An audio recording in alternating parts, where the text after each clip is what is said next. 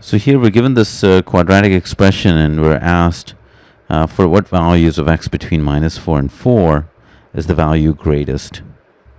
So here we can just simply use the answer choices and substitute them here. Start with 0 and then just compute the expression. So that's one way to do it, but there is another way, and I'll go over that after this. So replacing x with 0, that gives me 16. If I do 2, so that would be 2 squared minus 20 plus 16, which is 4 minus 20 plus 16. That's 20 minus 20 is 0. So we know that D is out because C is greatest so far. And if I do 4, that's 16 minus 40 plus 16. So that's 32 minus 40 is minus 8. That one is also out. B is minus 2.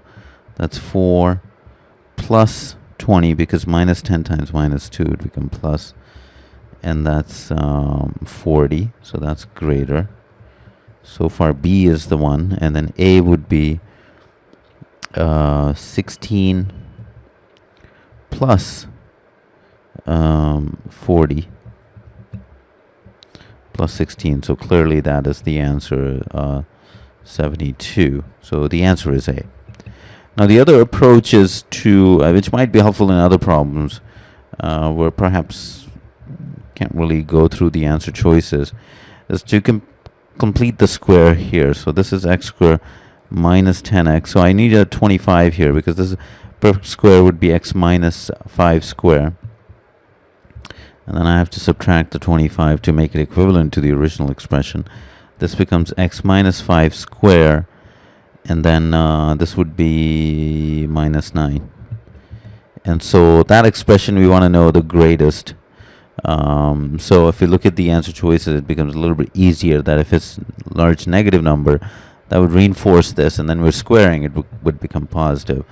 So it would become minus 9 square would be 81 minus 9 and 72. So again, we see that minus 4 is the correct answer. Now this approach is probably not necessary for this particular problem, but I do want to point out that there are other problems I've seen on the GMAT that require you to kind of go through this argument.